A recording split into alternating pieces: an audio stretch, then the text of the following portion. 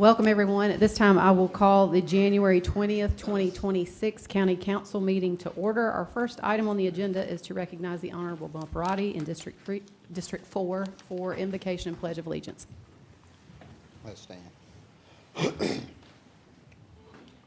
Before I say the prayer, I want to ask everybody to just take a moment of silence and just reflect on all the many people that's walked this earth that has made significant contributions so that we can assemble here today in peace and enjoy some of the freedoms and liberty that we're awarded and afforded, and obviously the things that we enjoy here in South Carolina as well.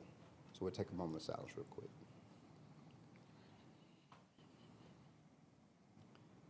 Dear Heavenly Father, we come to you once again with humble hearts, bowed heads, and closed eyes. We thank you for the many blessings you've bestowed upon us. We thank you for the grace and mercy you've shown to us and for us during critical times that we've faced throughout the years. We ask that you continue to watch over us, lead us, and guide us so that as we assemble here, that we do the work of the people and lead by example. In Jesus' name we pray. Amen. Amen. I pledge Allegiance to the flag of the United States of America and to the republic for which it stands, one nation, under God, indivisible, with liberty and justice for all. We do not have any oath of office tonight or appearances, so we will move straight into our public forum session. Public forum session at the county is an opportunity for individuals to come and speak to the council on items that are within council jurisdiction. We ask that you please keep your comments to an item that is within the council jurisdiction. Because we have an agenda to follow through with tonight, each individual gets 2 minutes to speak. The council does not interact. Some folks will get out here and they'll ask a question. That's not the purpose of this meeting. It's simply to listen and to hear from folks in the community. If you would kindly pay attention to the screen, we hope it works. It will let you know when your 2 minutes is about to be up and when your time is up. And if you'll kindly cut off your comments at that point, then I don't have to do it. If you are here for an item that is a public hearing item, and we do have 2 public hearing items, we ask that you wait and reserve your comment for the public hearing item. You won't be limited to the 2 minutes then, and it's a better place for your comments to coincide with the issue that's in front of council, so we'll have a better record. First individual is Steve Penland. And when you come forward, if you give your name and address before you start speaking. My name is Steve Penland, and my wife and Judy and I live at 6457 Campbell Road in York County. We have been a small business owner as a Christmas tree grower for over 60 years. Our farm borders the recent purchase by the QTS data center. Site 1 has many grand trees, and how many were cut down will never be known. The recent purchase has a request for removal of grand trees, but is said to be under review. Presently, there are no trees flagged as grand trees on the recent purchase of from the Walton Group. Dr. Jack Ward, the previous owner of the purchased property, and of course Jack sold it to the Walton Group, and he and I walked this farm before selling it to the Walton Group, and I saw several hundred trees over the 24-inch diameter. The purchased property is also the home of possibly the largest and oldest beech tree in North America. The tree measures over 14.5 feet in circumference and is estimated to be over 200 years old. The proposed change to the grand tree ordinance for increased fencing will help the grand tree ordinance, but we need to do more to protect our county heritage. The grand tree ordinance should not give developers the right to make a site design that favors what objection items listed for in the grand tree ordinance versus the grand tree presence and does not protect our grand trees in York County. Also, the act of clear-cutting entire areas like what was done on Site 1 puts undue pressure on the environment and the surrounding community. I'd like to please remember that we exist because of oxygen produced by plants and trees, not by large companies promising York County great riches by destroying the environment, the wildlife habitat, our heritage, and the residents' way of life. Thank you. Thank you, sir. Allison Moses.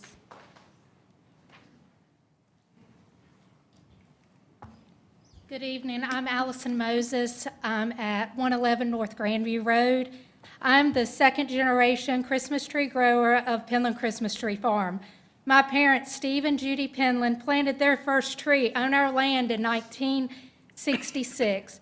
The farm provides Christmas trees to thousands of families in our area every year and has over for 50 years. Today, I want to bring my concerns before you about QTS. I am very concerned about the climate change in this facility will bring in our area and how it will affect our tree growing cycles. With temperatures in the area increased, it will majorly affect our tree growing. I'm also concerned about the water consumption QTS will be using for their coolers. In the facility, if the facility is using well water, it will affect the water table in our area, and the trees will have a very hard time growing with lower water. Another concern is the unknown pollution QTS will put in our area. Our community is very special to me, and I will hate to see the landscape drastically change, and including the grand tree removals in the surrounding property. I believe York County and QTS have blindsided our community. Thank you for your time. Thank you, ma'am. Patrick Lloyd. Hi, good evening. My name is Patrick Lloyd. I live at 3503 Conway Court in Fort Mill. Tonight I want to speak to you about Silfab Solar. Members of the council, this project did not move forward by accident. York County Council approved Silfab through the inducement ordinance and the FILO agreement. County lawyers and staff have said the FILO was the deciding document that allowed Silfab to move forward at this site. That means this council opened the door. But approving a project does not cancel the law. It does not replace required zoning steps, as you know. York County Code, Section 155.262 requires zoning compliance approval before a change of use. York County Code, Section 155.1123 says that approval of compliance must come before the zoning administrator. South Carolina Code Section 629950 says permits cannot be issued without the approval of the zoning administrator. Those steps were skipped. You may be hearing from staff that no laws were broken. That is incorrect. Saying it does not make it true. The law is written down and the sequence is clear. Council should not blindly rely only on what staff says. You need independent verification.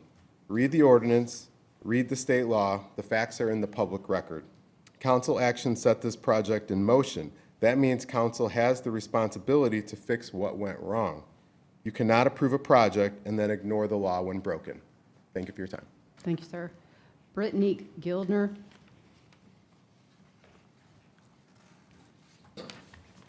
Brittany Gilner, I live at 1130 Gold Rush in Fort Mill. Members of council, York County Code Section 115262 is very clear. When a property changes how it is used, zoning compliance approval must happen before the change. The property at 7149 Logistics Lane changed from distribution to manufacturing. Council members have publicly said that manufacturing brings in about 5 times the revenue of distribution. That statement matters because it confirms this was a major change, not a minor adjustment. Because of that change, a traffic impact analysis, or TIA, was required. The purpose of a TIA is to account for the change in use.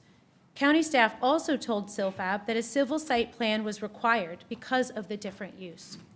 Those requirements prove there was a major change of use for the property at Logistics Lane. But despite these changes, zoning compliance approval never happened before permits were issued. Permits were issued without zoning approval. Zoning verification is not zoning compliance. Revenue does not replace the law. The question for council is simple. Does higher tax revenue justify skipping required steps? Construction began before checking whether the new use was allowed.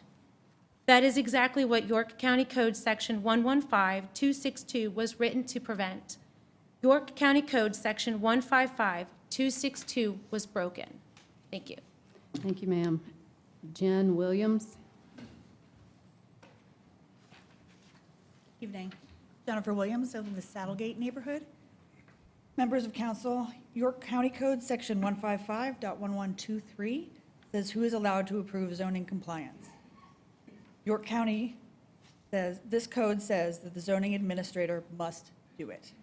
Not staff, not a zoning technician, not a verification letter. If the law names one official, only that official has the authority. In this case, zoning compliance approval was never issued by the zoning administrator. Using a zoning verification instead breaks York County Code Section 155.1123. If the zoning administrator did not approve it, zoning compliance did not happen. Zoning matters because pollution limits alone do not protect the people. DES pollution limits are the same no matter where a facility is located. They do not change based on nearby homes, schools, or neighborhoods. What protects people is location. The USC study that we've provided shows that when accidents happen, the harm is controlled by distance. Zoning is the tool that keeps dangerous activities away from where people live. When zoning compliance is skipped, that protection is lost. York County Code Section 155.1123 was broken. Thank you. Thank you, ma'am. David Ortiz. My name is David Ortiz, Horseshoe Trail, Fort Mill. Permits issued before zoning approval break South Carolina Code 629950. Members of the council, South Carolina Code 629950 is a state law. It says that it is unlawful for other officials to issue any permit without the approval of the zoning administrator. That did not happen here. Multiple permits have been issued. Approval by the zoning administrator never happened. State law does not allow for this. When permits are issued without approval of the zoning administrator, they are not legal under South Carolina Code 629950. State law has been broken. Thank you, sir. Andrea Olson. Hi,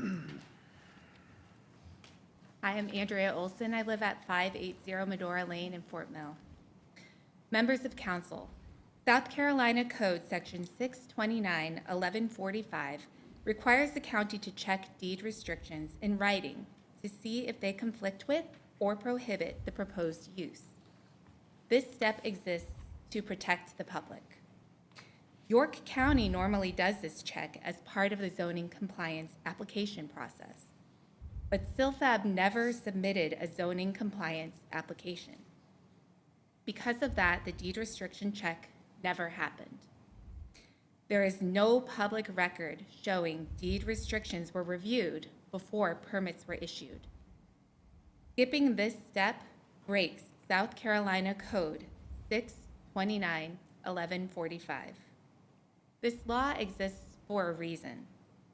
A title search was done, and it revealed a deed restriction that prohibits uses involving noxious and toxic fumes. That makes the failure to review deed restrictions especially serious and raises clear concerns about public safety. South Carolina Code Section 629-1145 was broken. Thank you. Thank you, ma'am. Brandon Dunford.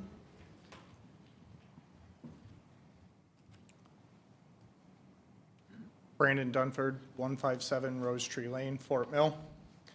Members of council, a temporary occupancy permit is only valid if the permits underneath it are legal. In this case, zoning compliance was never approved, and because of that, permits issued before zoning approval are unlawful under York County Code and South Carolina law. This means the temporary occupancy permit is built on illegal permits. A public letter from the Attorney General states that when permits are issued unlawfully, the governing body has the authority to revoke them. The authority belongs to this council. When laws are broken, responsibility does not sit with staff, it sits with the governing body. York County Code 155.262 was broken because zoning compliance did not occur before the change of use.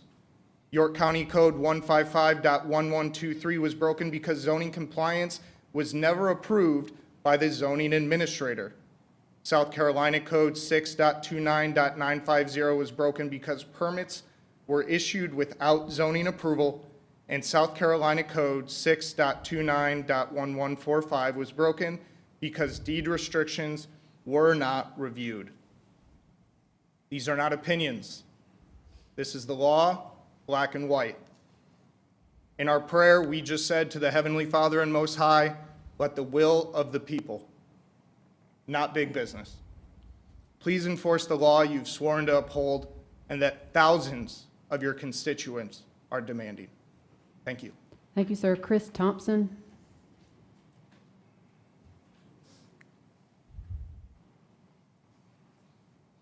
Chris Thompson, District 2, Vander Lakes subdivision. I spoke to you guys your last meeting on behalf of some neighbors regarding market concerns about the data center. We gave you a list for you, not QTS, to answer, a list of questions for you to answer. So far, we've had no response, and Councilwoman Cox, would you please let me know when we can expect a response?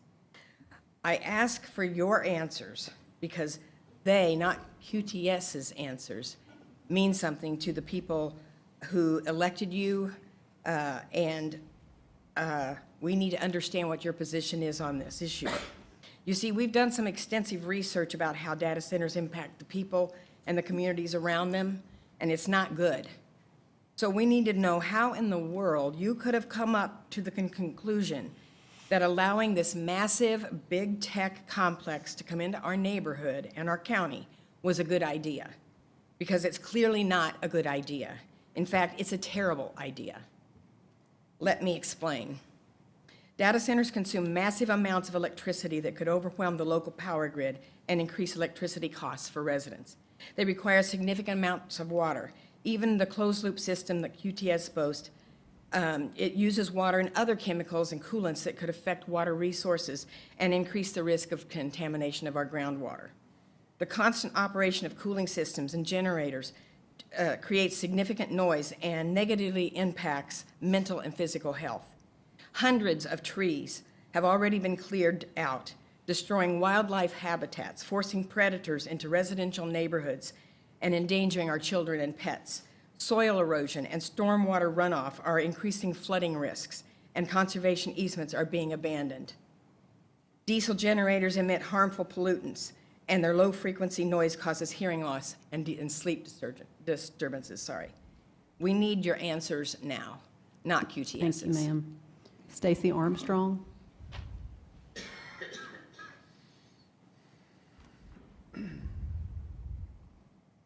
Thank you, Board. I'm Stacey Armstrong, 1705 Wedgefield Drive in Rock Hill. My property abuts the right-of-way and then abuts the data center that is starting to go in, and we're in Phase 1 section, and we border on Phase 2.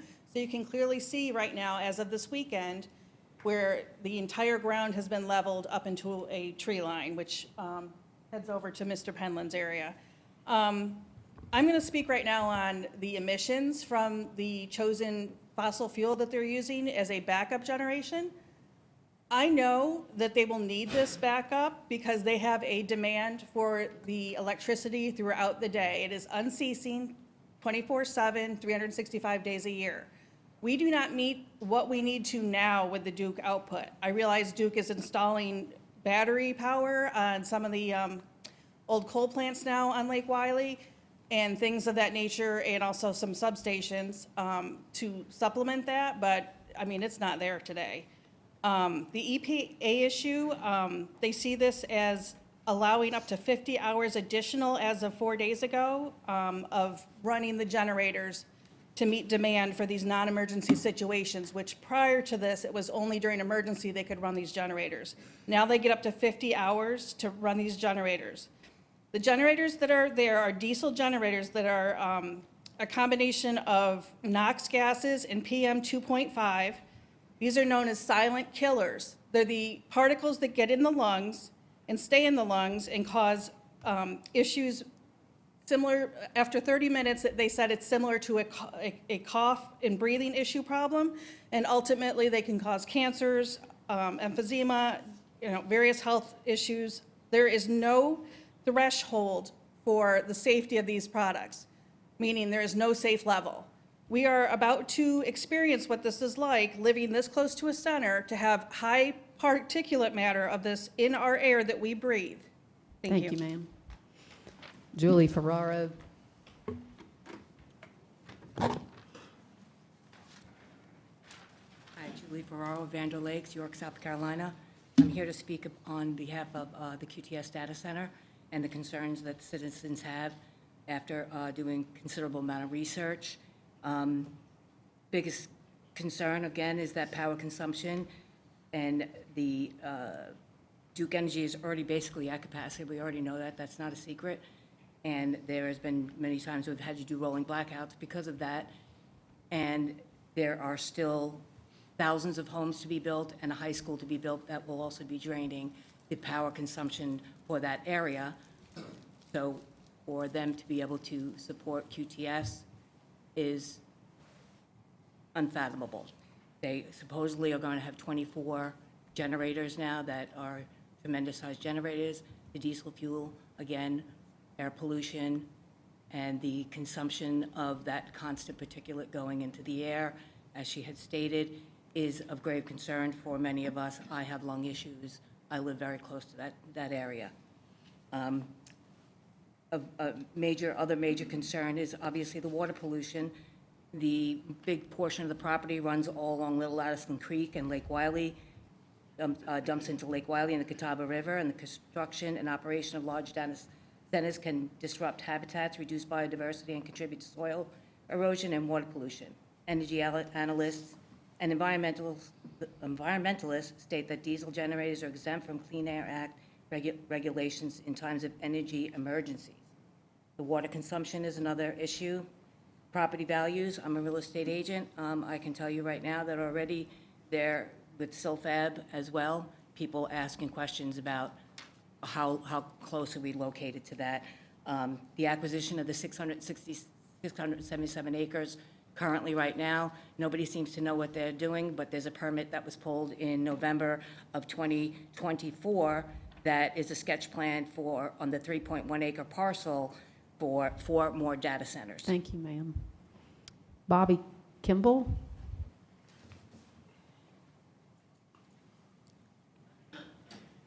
Yes, ma'am, I don't need the whole 2 minutes. I'm concerned about the Ford dealership. If you'll give your address. Oh, I'm sorry, Bobby Kimball, 1670 York Highway, York, South Carolina. I'm concerned about the Ford dealership next to my property. They have demoed 2 houses, cleared it, and they look like about 40 trucks sitting on it, and on the seed and the straw. I know that's just the first phase of it. I need to know the second phase and the third phase. I want to know where the storm water is going to go to. I hope it don't come on my property. That's all I want to know. Thank you. Thank you, sir.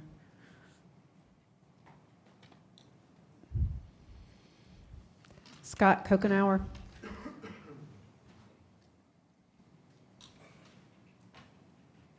Hey, everybody, Scott Kokenauer, 122 West Oak Street in the beautiful Whiteville Park neighborhood, downtown Fort Mill. Hey, I sit on the Historic Review Board for the town of Fort Mill, in my 7th year of that, and for 20-plus years, I've either sat on Planning Commission or zoning review board and stuff along that line. But anyway, so the Bailey bill hit, when we heard about that last week, they just brought us what we call the White Plant. They're going to remodel it and update it as the Williamson Mill. So it's going to be 177 apartments. So anyway, and the family that owns it is the E-Rugs or the Rugs.com family, and they're ready to progress on pretty quick with that. So they are interested in the Bailey bill along that line. My question on that is, let's make sure we talk with the school district first to make sure they're going to participate in it, or if they need to along that line. Because right now with the town of Fort Mill, the county just issues the full amount, and then the Bailey bill that we've offered in the city, in the town of Fort Mill,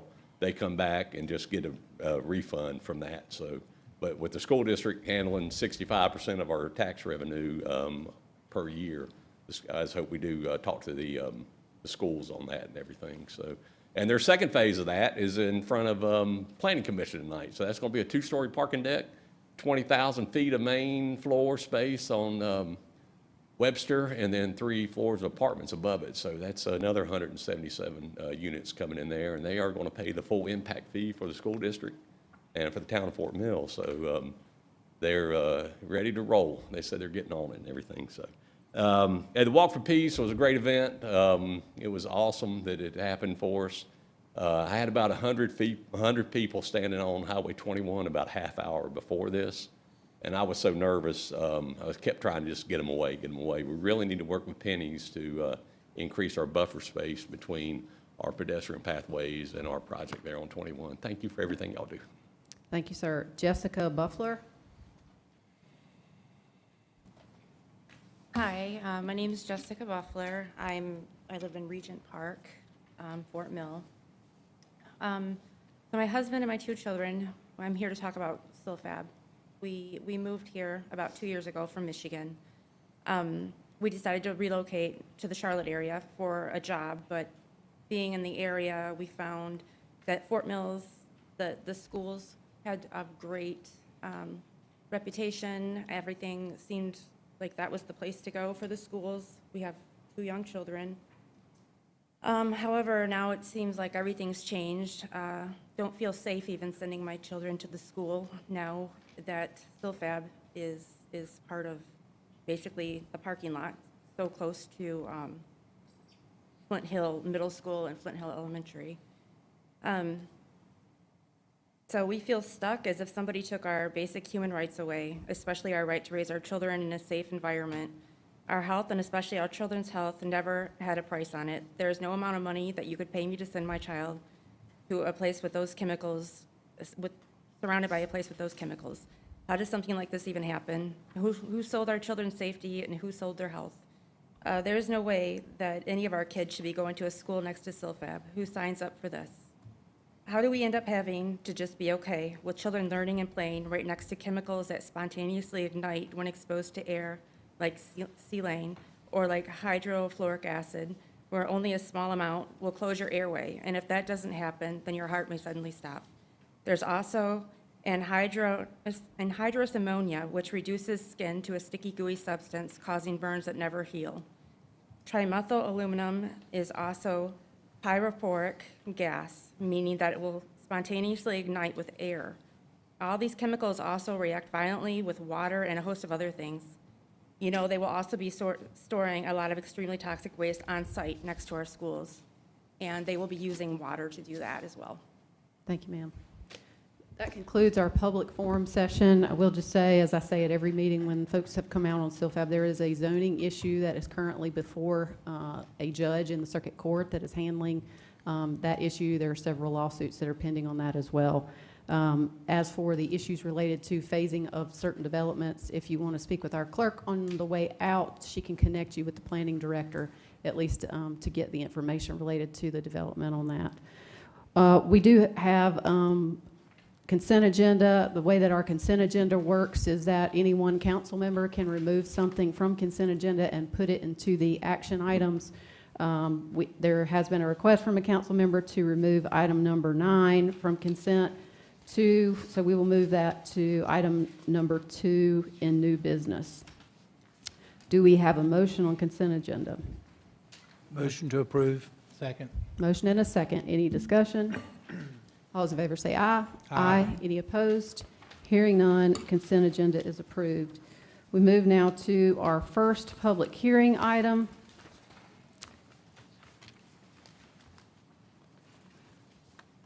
Council to hold a public hearing and consider first reading of an ordinance to amend Chapter 154, Land Development Code, Subchapter D, Green Infrastructure Standards, Part 4, Tree Conservation, to increase the radius of protective fencing around grand trees during construction, to provide for a public hearing, and to provide for other matters relating thereto. Do we have any information from staff before we move forward? Good evening, Council. I'm Peter Kosicki, the county's landscape architect. I will be discussing tree protection fencing for grand trees specifically. A few months ago, Planning Commission made a motion to look at amending our grand tree protection fencing for grand trees within the limits of disturbance on developments. This was largely in response to the Clover Village development up in, off 274. There were 3 grand trees that were called to be protected initially on the middle of the site.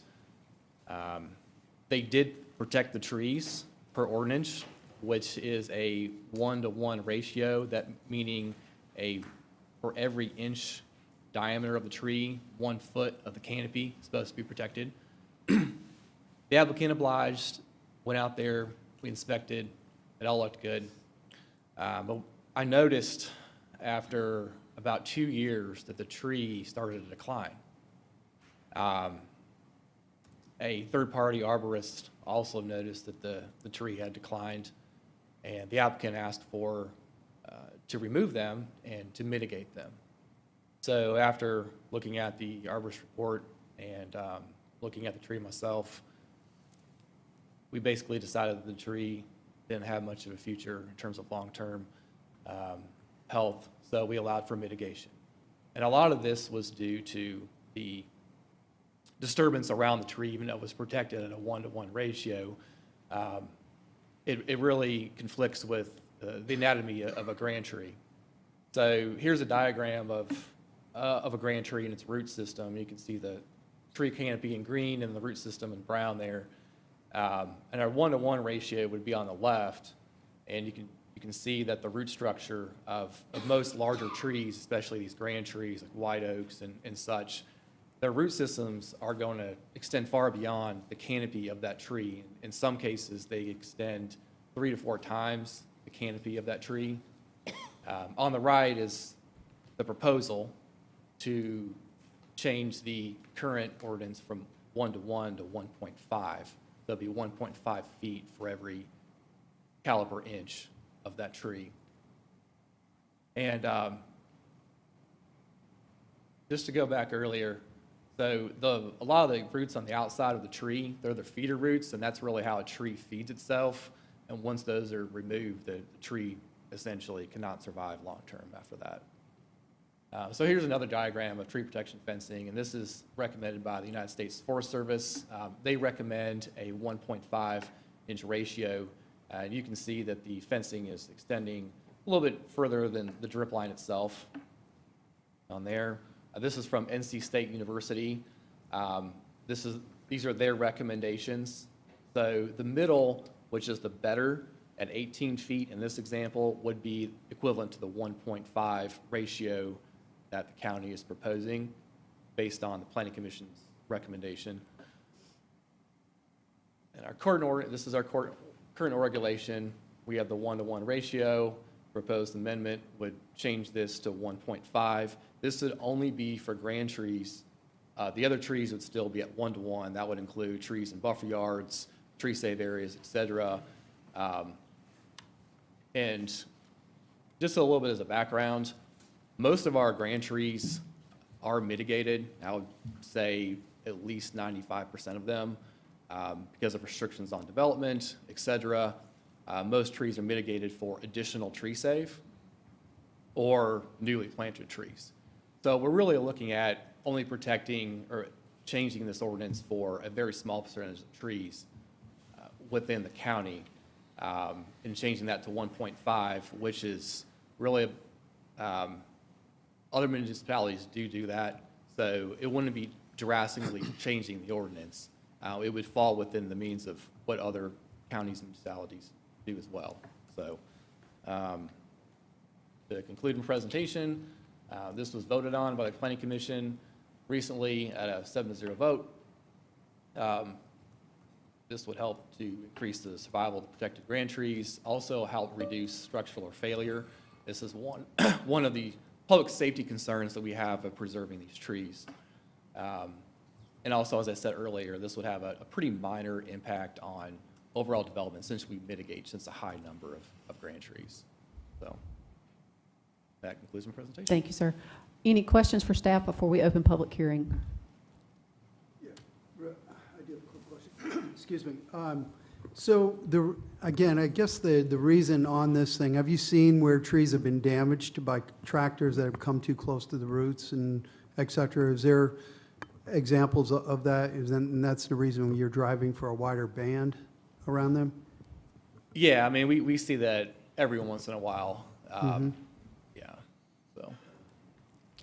Like I said, the root systems extend generally far beyond the drip line, and trees are pretty sensitive, especially trees that have been there for decades. And these older trees, their vitality is generally down, and they don't respond as well than compared to younger trees to damage or change around them. So we do see that, but planning, like I said, Planning Commission brought this to our attention. And Gotcha. yeah. Okay. Thank you. I have a question. Okay, so this study, I'm assuming you took a lot of your information that you got from a study by NC State, I think you said? There's various sources. That was just one source. Okay, and you Yeah. had another source. I forgot what the other source was. There was United States Forest Service. There's also I think the Urban Tree Council for North Carolina. There's International Society of Arboriculture as well. So they all kind of fall in the realm of that 1.5-inch recommendation. So These are very valid studies, and you trust them? I do. Okay. Yeah. Any other questions? All right, thank you, sir. Is there anyone here who wishes to speak against this matter? Is there anyone who wishes to speak in favor?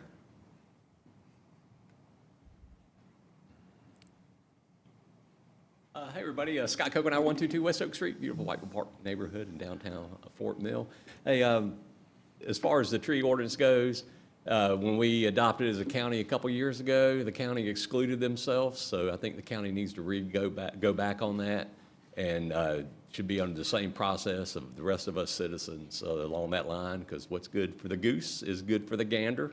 And then also there was an exemption for large industries, where they would just, I think, pay the fine, would not have to do everything. So if we're going to do that, small businesses deserve the same treatment as large industries do. So that's my thoughts on that. Thank you for everything you do. Does anyone else wish to speak in favor? Do we have a motion to close? Motion closed. Second. Motion and a second to close public hearing. Any discussion? All those in favor say aye. Aye. Any opposed? Hearing none, public hearing is closed. Do we have a new motion? Motion to approve. Second. Motion and a second. Any discussion? All those in favor say aye. Aye. Any opposed? Hearing none, the matter is approved. Item number 2, public hearing. Council to hold a public hearing of an ordinance to amend Chapter 70 by adding new Section 70.11 of the York County Code of Ordinances as it relates to the regulation of golf carts operating on and within the county public roadways within the Baxter Village Traditional Neighborhood District, and to provide for other matters related thereto. Is there anyone here who wishes to speak against this proposal? Is there anyone who wishes to speak in favor?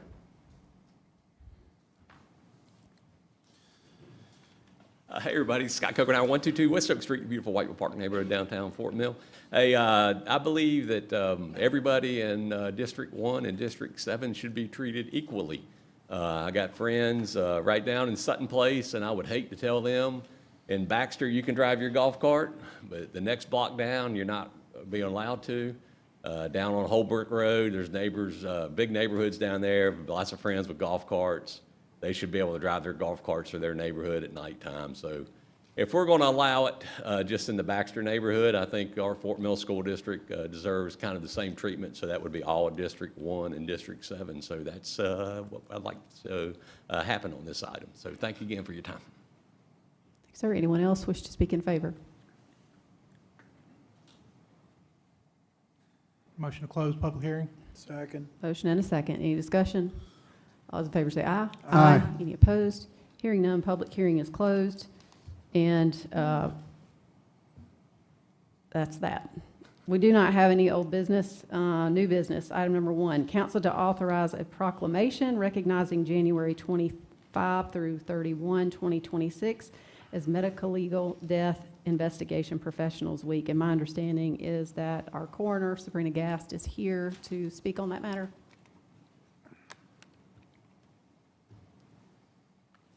Good evening, council. It's nice to be in front of you guys again.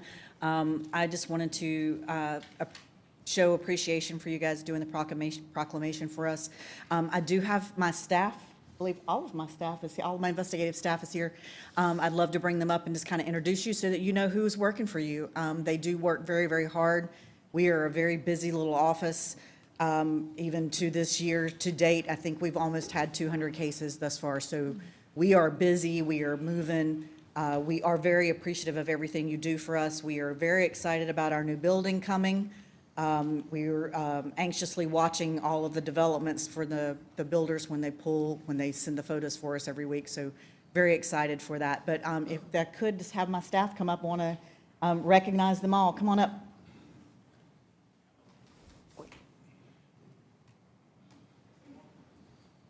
We have Deputy Coroner Butch Lindsay, Deputy Coroner Ashley Stout, Deputy Coroner Gus Calzada, Deputy Coroner Brittany Robinson, Deputy Coroner Jeffrey DeLorme, Deputy Coroner Shani Ramirez, Deputy Coroner Wendy Bailey, and Chief Deputy Coroner Chris Westover. We do a lot for this county. We are very appreciative, again, of everything that you do for us, and very appreciative that you're issuing the proclamation for next week. Thank you very much. Excellent. If we, well, let's go ahead and get a picture while you're standing up here. Y'all assume the position.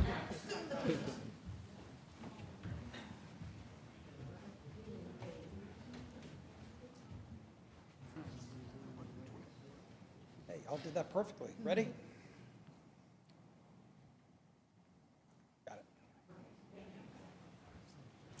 We do appreciate the work that our coroner's office does for our community. It's one of those things that you kind of don't realize it until a serious event occurs, and then you realize how important it is. And we haven't had the motion yet, but do we have a motion to approve the proclamation? Motion to approve. Second. Motion and a second. Any discussion? All those in favor say aye. Aye. Any opposed? Hearing none, the proclamation is approved unanimously. Thank you. We move now to an item in the consent, item number 9.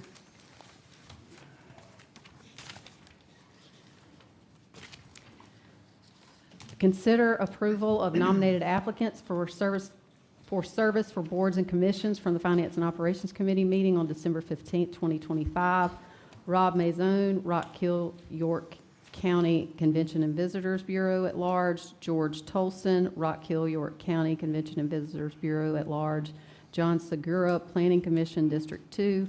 Michael Peak, Catawba Regional Workforce Investment Board. Sandra Goodman, Catawba Regional Workforce Investment Board. And Ashley Hamilton, Catawba Regional Workforce Investment Board. Motion to approve an amendment to replace John Segura with Jason Amentler. Second. We have a motion and a second. Any discussion? Yes, I have a point.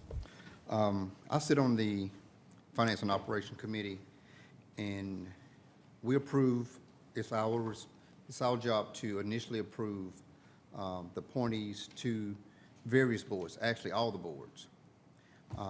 I've been here since 2011. This item is before us because someone doesn't agree with the appointment for the Planning Commission. We've had this discussion in the past over the last 15, 16 years. When applications are filled out, recommendations come to Finance and Operation Committee. I've had some of my appointees who I've recommended not make it through the Finance and Operation Committee. It's not a given that that district's council member gets to 100% say who's going to be that representative. I've had it happen to me several times. I had to suck it up and go with what the committee recommended. This was pulled as part of frustration, and rightfully so. You know, you're not going to agree with every decision every committee makes. We all don't agree with every decision this council makes. But part of the process is those that serve on these various committees get to make this particular appointment. Part of the avenue to challenge the decision is to bring it before the council and vote on it. And if we're going to, I guess, hold up appointees to boards and commissions, why send it to the committee if it's only going to be debated and not agreed upon? So I'm not going to support amending what my committee sent to this committee. I think it's only right that those of us who've been given that responsibility hold on to that responsibility and not continue to open it up because you didn't like what came out of the committee. So I won't be supporting the amendment because I supported the slate that we have in front of us. And the committee, although it wasn't unanimous, and it doesn't have to be unanimous for that person to be appointed. So I'll say to those who serve on the Finance and Operation Committee, let's stick with what we've put in place and let's leave it the way it is and not support the amendment, but support the original appointees that we sent to these various committees. Well, I'll follow up on that. You know, the committees are not an approval board. You know, they send recommendations, but their approvals on none of the committees are final. So, you know, and there's only 3 people on the committee. There's 7 of us up here. So to have a committee that can make decisions for the rest of us and not have any say-so in that doesn't make any sense. For a committee to overrule a recommendation from a district member for somebody in their particular district and how they want to represent that district, you know, I agree. Why even have the F&O committee? These should just come straight to the council for approval. But the reason that I particularly don't think that this person is a good choice for this position is, for the first thing is that in 2022, they had to pay back to York County $51,229.02 in fees, penalties, and interest for underpayment of taxes, property taxes on their property in 2012, 2013, 14, 15, and 16. In 2016, they had their taxes redone so that they were considered a citizen of South Carolina, so that they didn't have to pay anything from 2016 to 2022. This person also had to have a release signed that the county wouldn't come after them for any other penalties and interest that they may owe, because they're pretty certain that they probably owe some other things that the county just didn't catch them on. The other part of that is they were holding their biases. They were not an unbiased member of the Planning Commission. They used their biases against many people in the district, including the Clover School District, which is an adjacent property owner to them. So we used biases for that.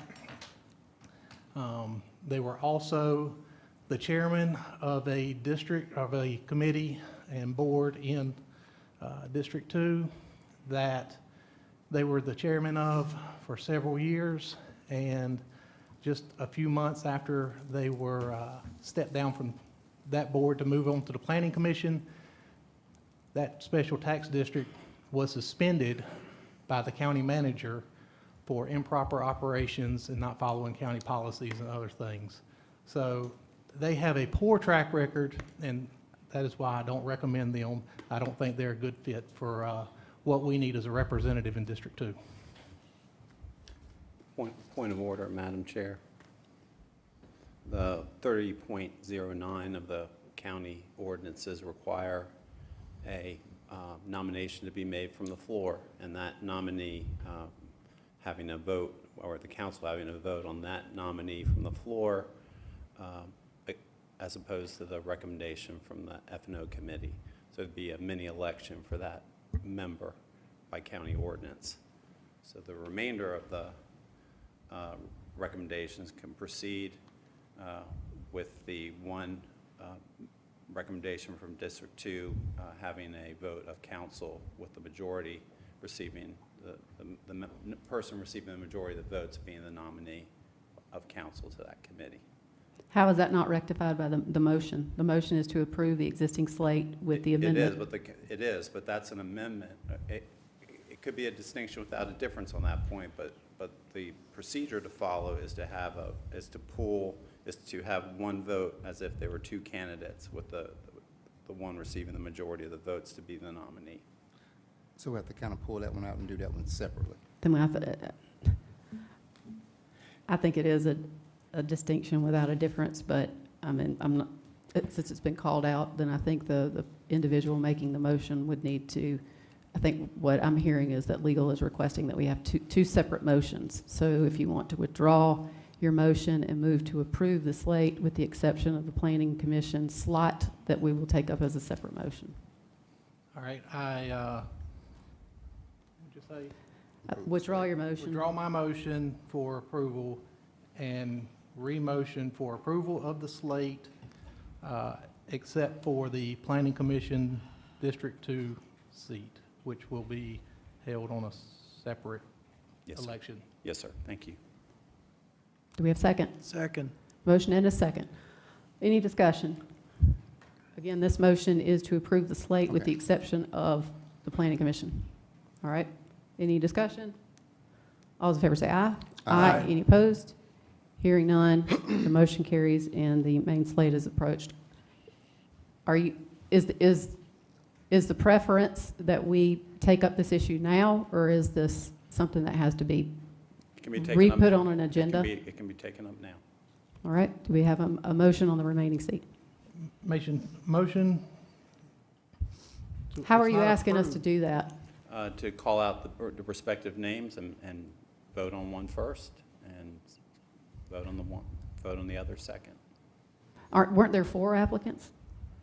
No, there's one recommendation out of F&O, which was. There's one recommendation, but there Yes, were 4 and applicants. And one nominee from the floor.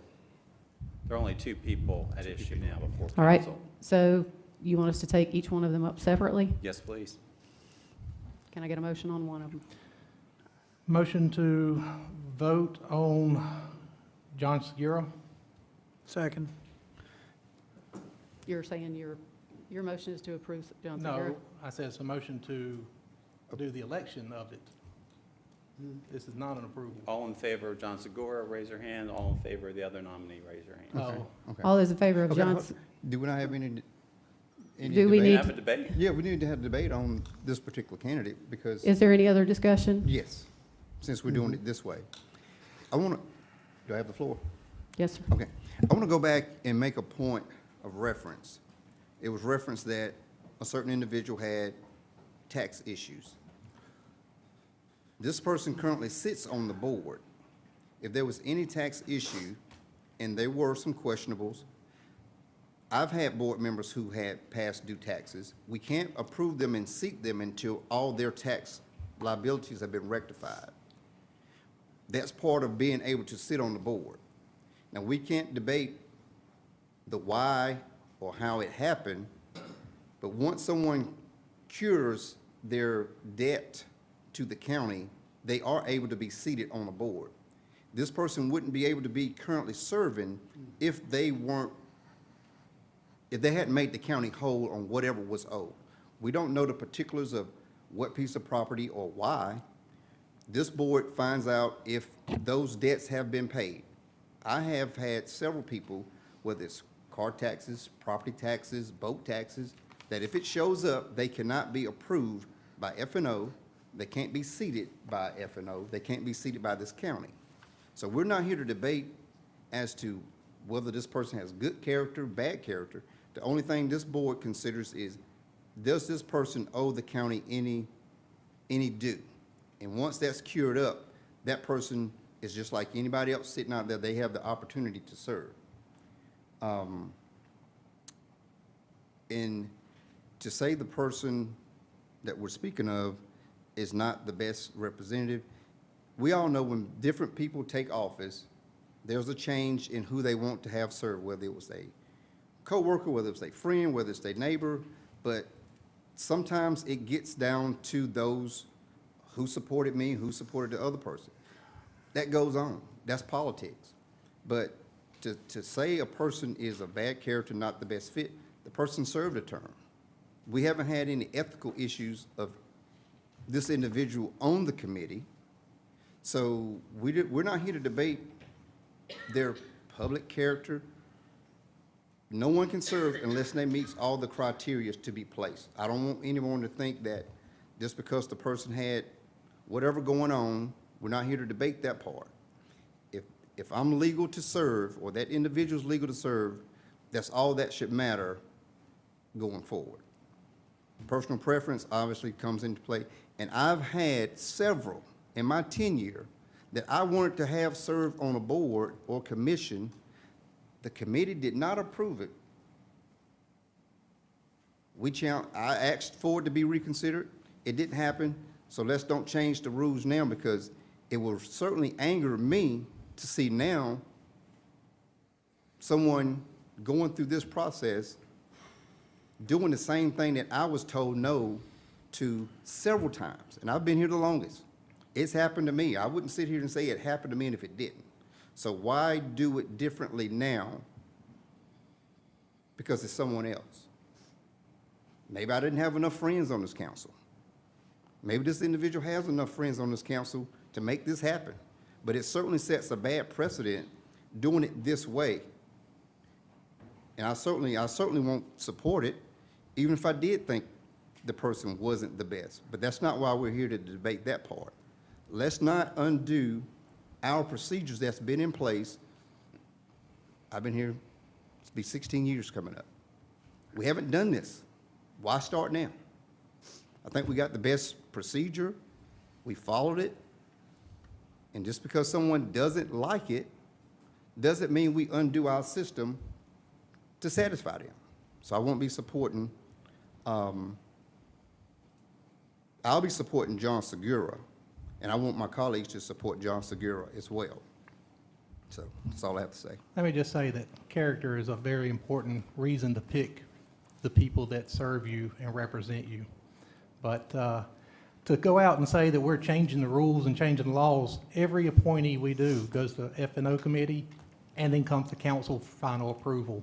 We aren't changing anything. We approve every submittal that comes from the F&O committee. So, just a couple of things, real quick. You know, as far as when we have a nominee come up, I think as Bump explained again, any of the comments regarding taxes or et cetera, all those things have been addressed. He wouldn't be in this position if any of those things were in place. And he wouldn't actually be on the list to be nominated again after serving his term on his last term, if any of those existing issues are still occurring. So all those things were addressed. The other thing too, you know, as part of the process of going through the F&O process, it is a standard by which we stand by. It is critical that we come out of there with what we feel is a nominee. Again, as we went through the process, we both vote the way we need to vote again. And it was a 2-to-1 vote. I actually did not support John on that vote. But I also recognize the fact that we came out of the process having John get a 2-to-1 margin on this thing, and we recognize him as retaining the votes in order to move forward with the process. So tonight I will be supporting John because of that process and because of what we do go through at F&O. You got anything? Yeah, I just want to clear up something in what was said here, and I'd like to ask Kevin, when I was doing some research on this thing and vetting this thing, and I asked about some of what my colleague there mentioned about, I was thoroughly shown where the matters were took up very quickly, and it could have been a simple mistake from a state-to-state movement, right?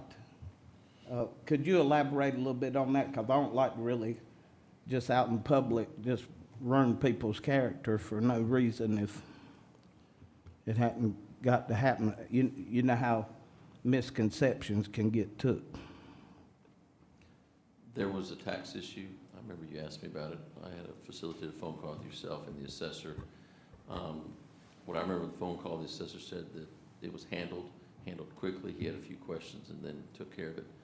If in particulars, I honestly can't speak to the details about it. I know it was a large amount. I remember when it happened over there, you know, and I sort of to Tom and Bump's point, you know, Karen can speak to this in more detail than I can, but I know a lot of the appointees that come across do have some types of things to clear up oftentimes, unfortunately. And also, I had one. You have what, a tax issue? I had Can I one. finish this also? I remember whenever all that was going on with the struggle of the school, and what actually started there was basically when some trees over the boundary line got pushed over, in which, unlike any property owners or whatever, generally get in a tussle if they think that they've been slighted or brought over on, crossover on their property lines, so it's kind of hard for us to judge one another one way and judge another way, so that's about all I got to say.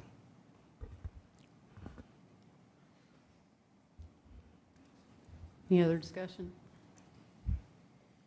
I don't have anything to share of any value. Support the alternate candidate that Councilman Litton would like to appoint. I've served on this council for a good while now. I think it's dangerous to have these discussions like this publicly because I think it has a chilling effect on folks who apply for boards and commissions. I respect the work that the committee has done on this, but my personal approach has been to follow the council member's district appointment unless there is a specific disqualification. I am growing concerned that we need to set some different parameters, and I think that it has been referred to committee.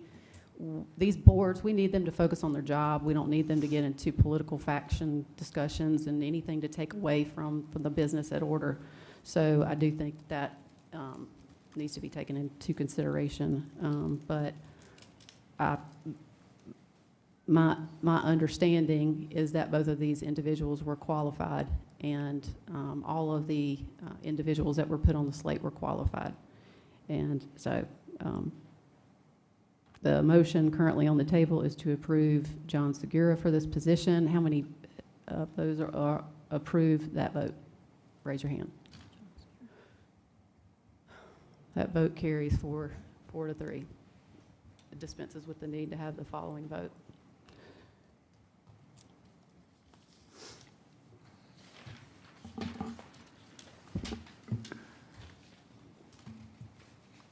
Committee and other reports, Health and Environmental Protection Committee meeting. The Chairman, Andy Litton. Good evening. Tonight at 4:30, we had a Health Environmental Protection Committee meeting with Councilwoman Cloninger and Councilman Huckabee. And we went over the long-range Parks Master Plan on doing a scope for that and whether we want to put that out for a consultant to do or to try to get it done in-house or not even do a long-range plan. After a discussion, staff is going to look a little bit more about what they can do and then what they need to bring for us at the budget meeting to talk about. They also gave a update on the progress at Catawba Bend Preserve and Wood End Park. Catawba Bend has a whole lot of stuff done. It was really a whole lot more than I can write down, but they got bathrooms and roads and parking lots in. They're getting trails built. Some of it's just starting. Some of it is partially complete. And then Wood End Park has the parking lot is complete, and they are working on the design of the hiking trails. Thank you, sir. Finance and Operations Committee, Chairman Tom Audette. Yes, thank you. Tonight, we had a meeting, Councilman Roddy and Councilman Atkins were at this meeting tonight. We approved several recommendations for committee seats, starting off with Committee for Catawba Regional Workforce Committee Investment Board. It was nomination of Celestra Tiller for that position for a second term. The next one was Rock Hill, York County Airport Commission, and the recommendation and approval was for Ty Hensley for a first term.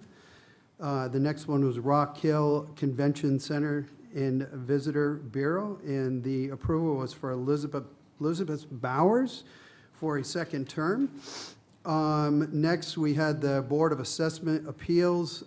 This was for District 5 for an approval for a second term for Harry Johnson. And then also District 7, an approval for Vicki Smith for a second term. Next, we had the Board of Zoning Appeals approval for District 6 of David Wilburn for a first term. Next, we had the Bethel Fire Tax District Board, an approval of Charles Carpenter for a first term. And lastly, we had the Lake Wyland Marine Commission. This is for a seat for a first term to Gerald Ruzim for a first term under that seat. Lastly, we had approval for allocations of funds for District 3 for Area 11 Special Olympics for the amount of $3,500. We also had approved allocation for District 5 to Area 11 Special Olympics for amount of $2,500. Next, we had an allocations of funds for District 5 to Nation Ford Land Trust for the amount of $10,000. And then lastly, we had an allocation from District 5 for Clemson Extension 4-H for the amount of $2,500. And that will do it. Thank you. Thank you, sir. We do not have any citizen concerns tonight. Any council member new non-agenda comments before we go into executive session? Yes, I'll go ahead and get started. So, for the second meeting in a row, we've been presented some, what I feel is critical information on, and I thank the public on what they're bringing to us on CILFAB. And this is critical because it's not only impacting our students, it's not only impacting the families, it's impacting the entire community. And this is critical that we get this straightened out and get this right. In light of this information presented at the last council meeting, on top of the information presented this council meeting, I strongly urge the council to move forward to put on our next agenda a request to vote on putting a pause to all permits for CILFAB until this critical information has been investigated fully. That would be my request to the staff, to the council, that we can put a pause and we can put this up for vote on a public vote. Critical. This is critical information. Thank you. I have a comment. Okay. So last meeting, we were given the study from the University of South Carolina on the hazardous chemicals. And it's been said that, the county, we received the study and that we should have a third party to look into this. Well, University of South Carolina is our third party. So the county's saying we need a fourth person. So tonight, I found this ironic, so I wanted to bring this up. I love grand trees. I have this big, huge oak tree in my backyard, and I go out there and I look at it all the time. I grew up loving trees. But a lot of people don't like trees because they get in their way for development. Okay, so our planning and zoning department used, guess what? Some studies. They used NC State to make a determination about grand trees. They used the Forestry Service to make a determination about grand trees, to protect grand trees. Now, I use that, I want it to sink in, to protect grand trees. See where I'm going with this? So the University of South Carolina did a very comprehensive, because actually the study that came out was part 3. It wasn't the first study, it wasn't the second, it was part 3 to show the hazardous of these chemicals to these 1,900 children and 58,000 residents that are within those circles of hazardous chemicals. Now, we need to protect those children and the citizens, me included. I'm in 1 mile radius. So, I'm asking that this be put on the public agenda for the next meeting to look at this and make some determinations about pausing these permits.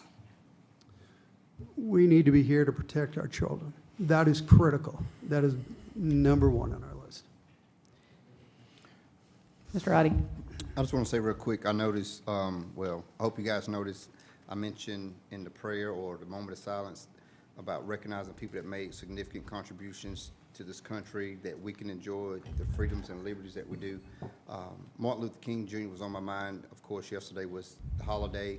When I was in college, they always would tell us, don't make this a day off, make it a day of service. And so that's kind of where some of my public service started, to do something, to make a contribution, and that's kind of how I landed in doing what I'm doing now, as well as working a full-time job and supporting the family. But it's critical that people have visions much bigger than what's sitting in front of them, so that we leave, whether it's a job, whether it's a community or this earth, better than what we found it. And I think that's one of the major things that Dr. King stood for. He wanted to make some changes that, not just for black people, but it helped change the world overall. You know, it wasn't to take anything away from the other side, it was to make things equal and better for everybody. And I think sometimes people get lost in that messaging and what he stood for. Yeah, everybody goes out and does the prayer breakfast and recognize the holiday, but then if you go right back to doing the same thing that you were doing days and weeks before that, only to take a pause in recognizing it, but not trying to incorporate that into our daily lives, not into our community, then it's a wasted day. It's just another day off. It's just another federal holiday, whether you get paid for it or not. So my ask and my challenge to everybody is that we not only recognize, but start to make some of those changes that he was asking for, he was fighting for, because some of those same fights and same struggles are still here today, and they're being magnified even more. And I just think it just rips at the fiber of this country when we don't recognize that things are not as good for everybody. You know, some of us sit up here, we got good jobs, we got good homes, we got good everything, but then on the other side, there are people who don't have it like that. And it's selfish if we don't recognize those people who don't have it as good and just thinks that everything's just like what we see in the mirror, but there's not. When you look in the mirror, you see what you are and what you have. But there are a ton of people out there who are truly less fortunate, who need a hand up, not a handout. And some of the things that we're still fighting for is to give those people that hand up. And I hope we're not missing the opportunity every single day to do something that's meaningful to those who don't have. Because when we walk out of here, hop in our car, and we hit the next corner and take a right or a left, we probably see somebody that needs something that we don't have, that we don't even utilize. And so my ask for this council, people visiting, and people watching on TV or the replay, everybody has a part to play in making this county, this country, and this world a better place. And if you miss that opportunity, you're missing a huge opportunity to serve whatever God you represent, missing a huge opportunity to serve whatever community you're a part of. So my ask is that when you leave here, or when you finish watching this, take it upon yourself to say you're gonna make some changes somewhere in your community, somewhere in your life, somewhere in this country. And that's my comment. Anyone else?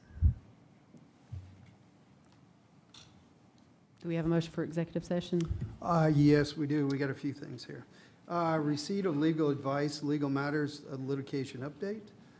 Next, receive of legal advice, consideration of mediated settlement agreement, project number 1149-004, project US 21-SC51, track 55.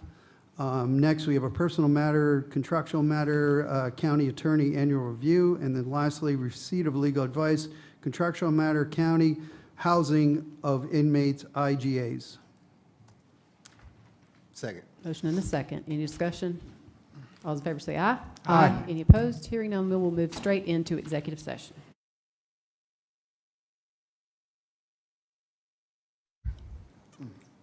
We are out of executive session. No action was taken. Do we have any motions? Yeah, one motion. Motion to approve mediated settlement agreement for project 11149-04, track 55 as discussed in executive session.